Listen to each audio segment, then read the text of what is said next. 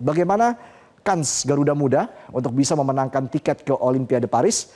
Untuk mengulasnya telah hadir di studio pengamat sepak bola Anton Sanjoyo dan Sabto Haryo Rajasa. Selamat malam Bung Haryo, Bung Joy, apa kabar? Malam, Res. Kita juga sapa mantan pelatih tim nasional Indonesia yang bergabung via Zoom, Coach Neil Maizar. Coach Neil, selamat malam, apa kabar Coach? Selamat malam, Bang.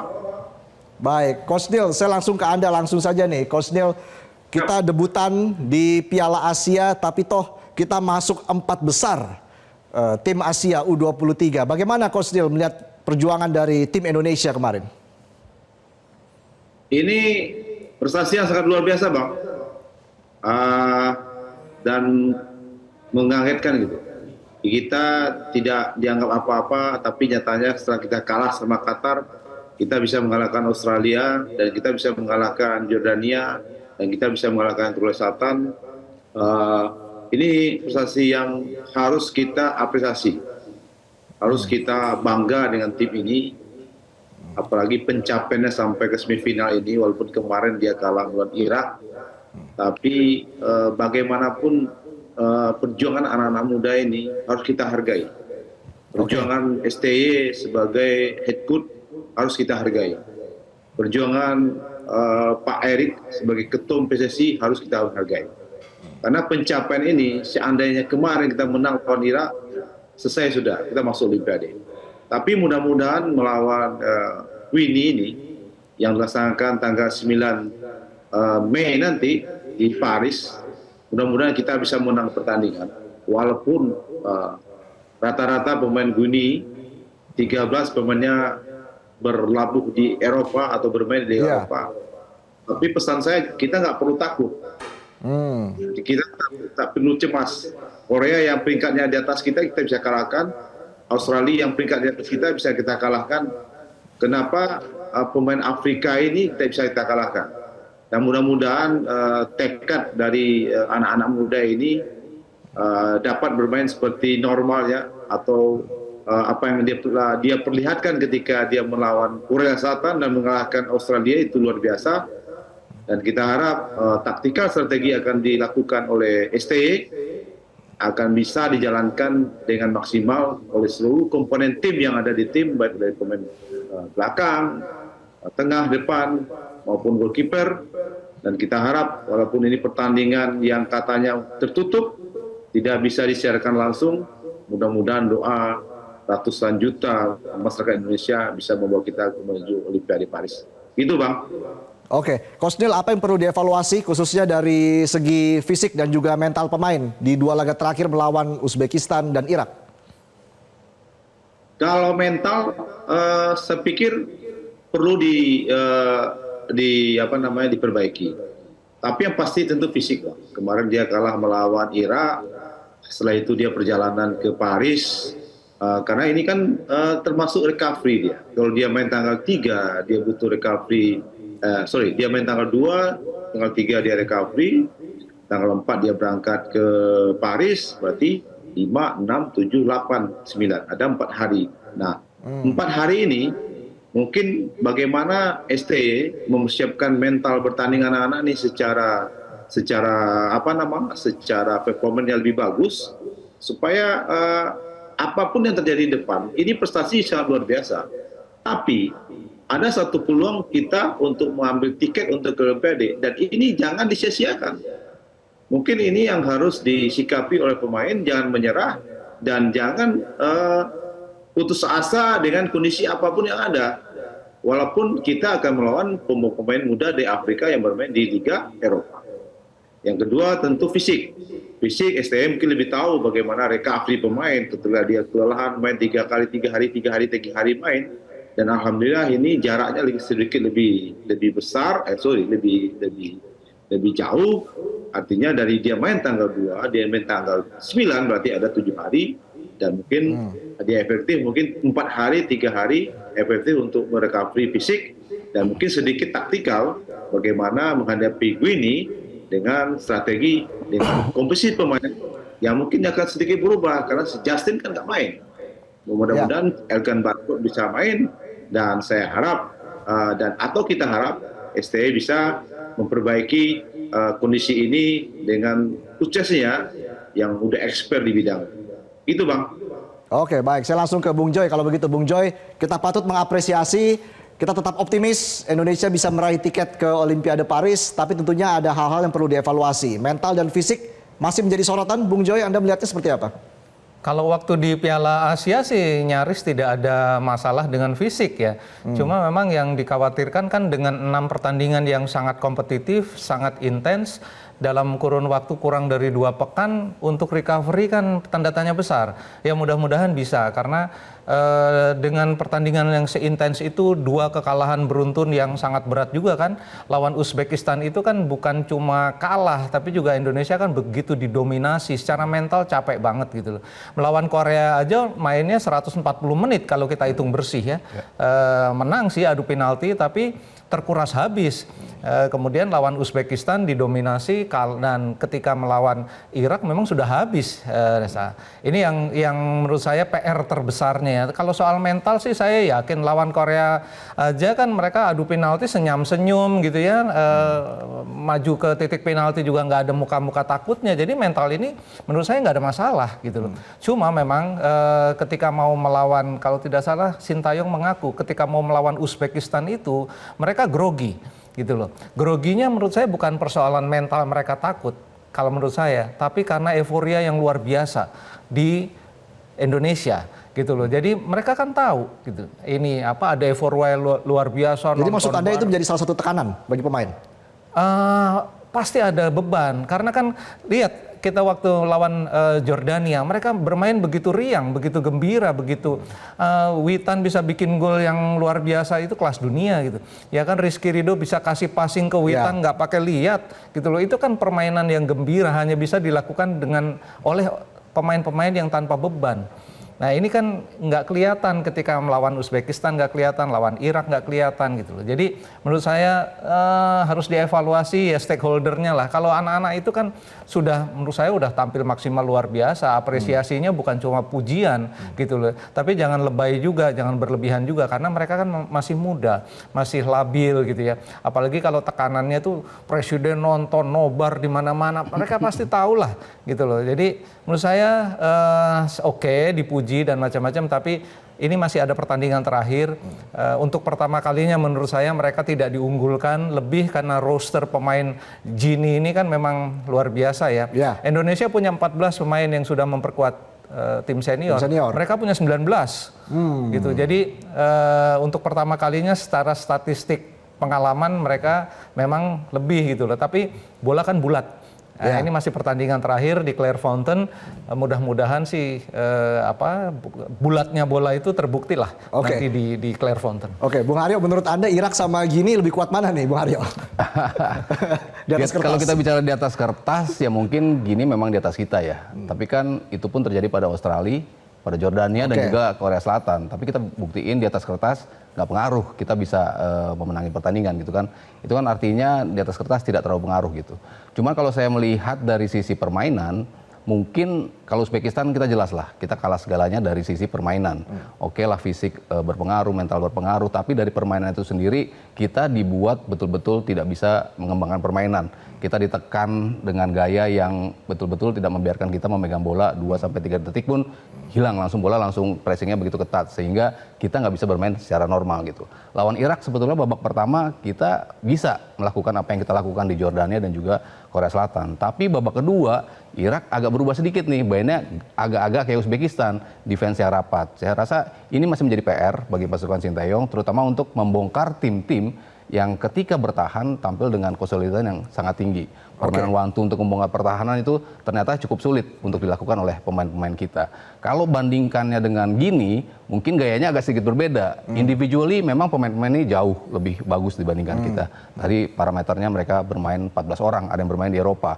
Artinya mereka sudah terbiasa, secara kualitas mereka memang bagus. Tapi kalau bicara kolektivitas tim, mereka tidak sesolid Uzbekistan ataupun Irak gitu. Nah, saya melihat justru mungkin bisa dimanfaatkan ini oleh pemain-pemain kita yang lebih menyukai gaya permainan yang terbuka seperti itu. Bukan tim yang solid bertahan. Afrika kan praktis kita tidak kenal tim yang secara bertahan. Fisiknya kuat loh. Ya, fisiknya kuat. Posturnya 190, 189 ke atas. Emang tinggi-tinggi pemainnya. Jangan kita main-main bola atas. Lebih cerdik, gaya yang harus diperhatikan oleh Sintayong. Bola-bola bawah, kecepatan yang kita miliki, lalu crossing mendatar, saya rasa itu bisa dimanfaatkan. Lubang-lubang di mana mereka ingin pamer skill individu, pemain-pemain dari Gininya justru membuka ruang yang bisa dimanfaatkan kita untuk bermain 1-2, operan-operan seperti tercipta gol ke gawang Jordania. Oke, seperti kata Pak Erick Thohir, ini adalah permainan 11 pemain ya, bukan 1-2 pemain saja begitu ya ketika berada di ruang ganti seperti itu. Nanti kita akan bahas lagi terkait sebenarnya masih banyak PR juga yang harus dilakukan oleh PSSI ke depan untuk mencari bibit-bibit muda bagi timnas Indonesia. Kita akan bahas sesaat lagi, tetaplah bersama kami di Special Report.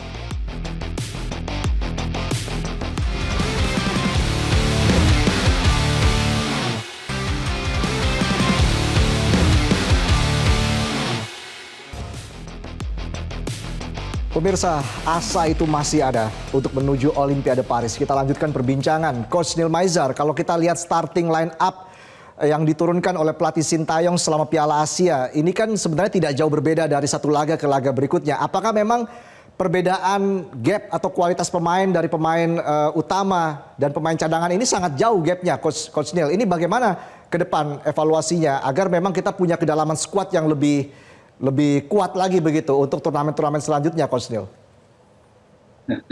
Ini menarik untuk dievaluasi, Bang. Itu betul.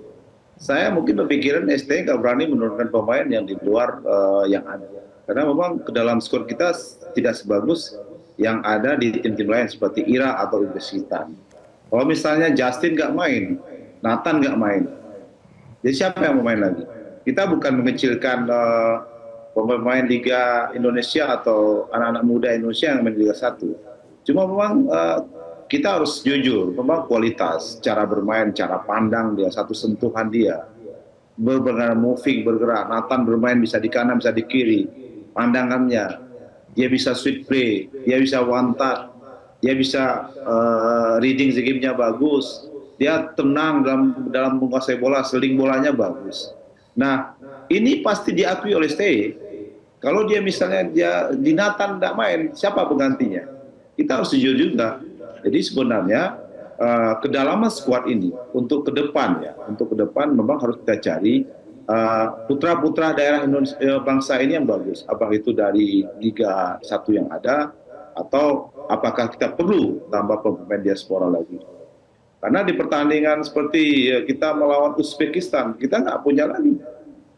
Ketika melawan Irak, kita nggak punya. Ketika Irak menggantikan pemain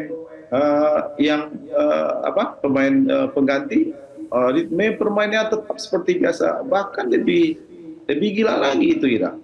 Juga Uzbekistan, ketika dia memainkan penggantian pemain antara pemain satu dengan pemain yang lain.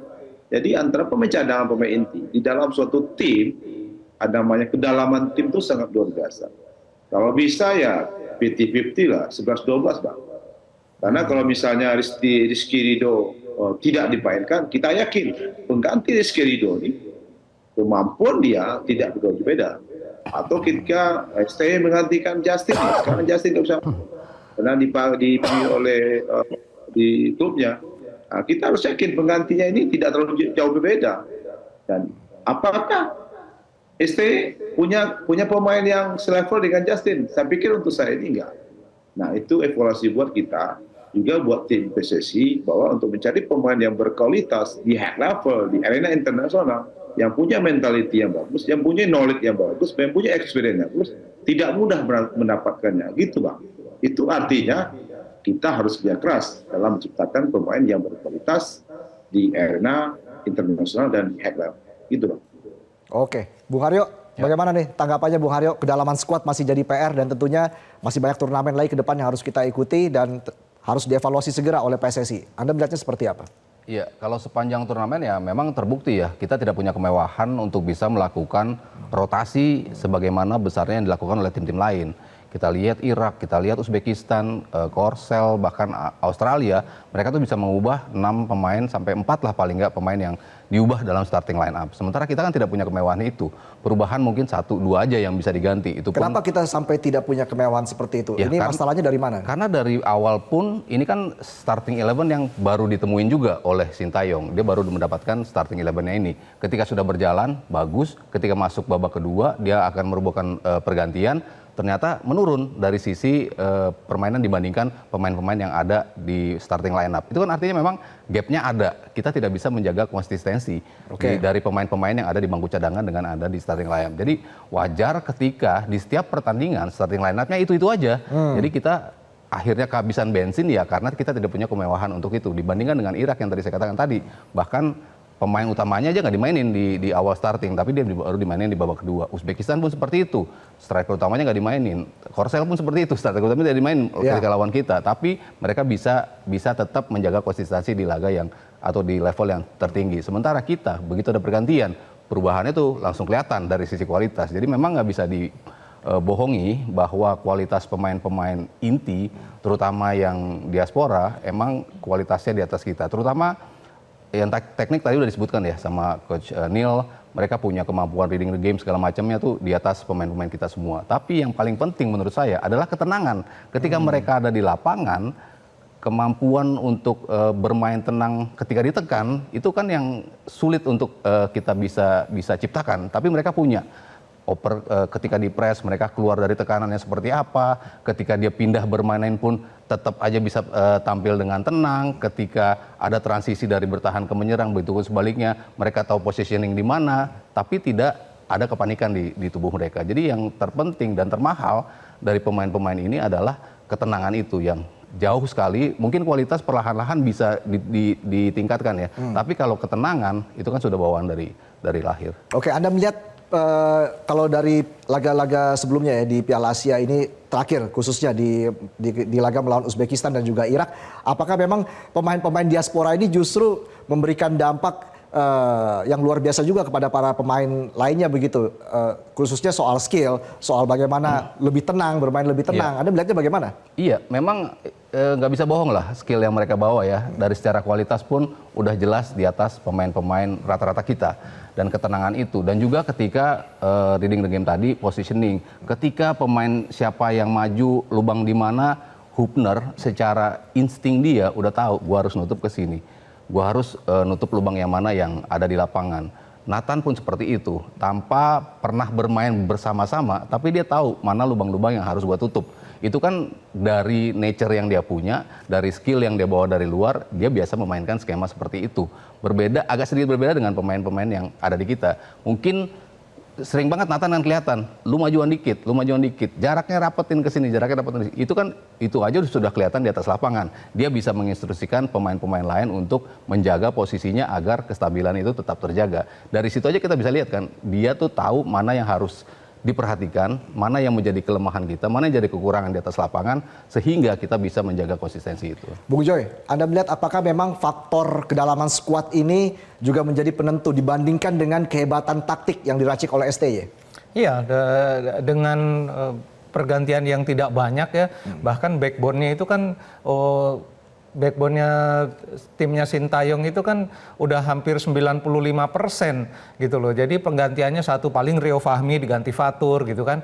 Yang lain kan nggak ada, paling di depan misalnya kalau strike waktu nggak main masuklah Hoki Caraka atau Ramadan Sananta. Jadi memang betul kata Aryo nggak mewah gitu loh. Nah, ini kan jadi PR federasi ke depan seperti apa nih Bung Joy untuk bisa menghasilkan pemain-pemain yang mengisi kedalaman skuad timnas? Inilah yang saya bilang dari dulu-dulu ya, kan tugas utama PSSI itu dengan naturalisasi mengambil pemain-pemain diaspora untuk jangka pendek fine, karena mereka juga punya hak ya kan, mereka secara hukum juga sah kan bermain untuk Indonesia, nggak ada masalah dengan itu.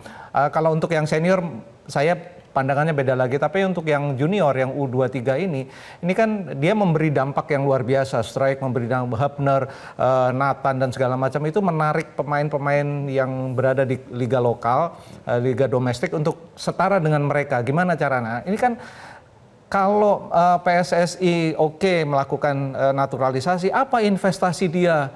Investasi PSSI untuk menaikkan kualitas kompetisi domestik sehingga bisa menghasilkan pemain yang setara dengan Strike, dengan Hubner, ya kan, dengan Nathan. Apa investasinya kan nggak ada gitu loh. Itu yang saya gugat dari dulu gitu loh. Kalau mau tuh kan memang kita bangun tuh bukan kalau grassroots. Tapi masa sama sekali nggak ada, Bung Joy? Saya nggak pernah melihat apa sih yang dilakukan, katakanlah sejak zaman saya ikut melihat PSSI sejak zaman Aswar Anas. Nurdin Halid sampai ke sini, apa yang mereka lakukan terhadap satu kompetisi usia muda yang bikin bukan mereka, yang bikin adalah swasta-swasta di luar PSSI gitu loh. Dan itu kan tidak terkonek, tidak punya data PSSI-nya gitu. Kan harusnya itu tanggung jawab Asprof, tanggung jawab PSSI pusat. Asprof Jawa Barat, kamu harus bikin kompetisi usia muda 10, 12, 14, 16 karena itu roadmap-nya FIFA. Kan nggak pernah dilakukan gitu loh. Jadi investasi apa yang dilakukan oleh PSSI untuk pembinaan usia muda? Kan nyaris nggak ada. Kalau hanya mengandalkan naturalisasi, pertanyaan saya sampai kapan untuk menaturalisasi sampai Indonesia masuk Piala Dunia? Kan bukan begitu. Coba lihat statuta FIFA yang diratifikasi oleh PSSI. Tugas pertama federasi negara di bawah anggota FIFA adalah membuat kompetisi yang berkualitas untuk bisa bersaing di level dunia. Jelas kok, dalam pembukaan aja udah ada. Kan itu nggak pernah dilakukan oleh PSSI. Kalau sekarang mereka foya-foya dengan naturalisasi, oke saja. Tapi sampai kapan? Kan itu harusnya jangka pendek aja. Dan fokus mereka, Liga 1 harus naik levelnya. Harus banyak pemain-pemain yang go abroad untuk bisa bersaing ketika mereka membela tim nasional, bisa bersaing dengan Struijk, dengan Hübner, dengan Nathan. Gitu. Kan itu harusnya yang dirancang oleh PSSI, bukan siapa lagi ya yang harus kita ambil, siapa lagi yang harus kita ambil dari Liga Belanda, dari Liga Inggris. Kan fokus mereka sekarang itu, gitu loh. Erick Thohir keliling Eropa, Sintayong bahkan juga keliling Eropa untuk cari itu. Kan bukan itu tugas PSSI gitu.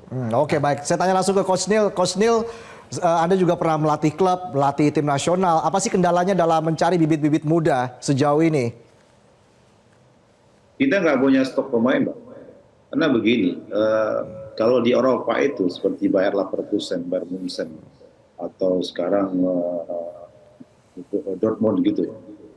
Mereka kan udah pasti punya Youth Development Academy. Youth Development Academy itu kan usia 6 tahun sampai usia 18 tahun itu dibina. Dan itu masing-masing usia itu ada coachesnya yang mempunyai sertifikat. Bahkan dia kalau usia 8 sampai 10 tahun itu ada sertifikat pelatihnya BUFA, Pro UFA. Nah, kita belum semua tim mempunyai Youth Development Academy. Yang pembinaan usia muda itu kan nggak semua tim. Kalau ada tim, ada tapi tidak berjenjang dari usia 6 sampai usia 18 tahun. Mungkin masih ada usia X seperti EVA 15, 16, 18. Dan sebenarnya ini yang harus dimatangkan karena pemain itu kan kalau nanti siapa yang menggantikan senior kalau bukan dari yang usia muda. Iya. Search data-data pemain ini tentu dari pelatih yang berkualitas, pelatih yang punya sertifikat. Kualitas di pemain itu ada kualitas outputnya. Kalau pelatihnya bagus, pemain berkualitas bagus.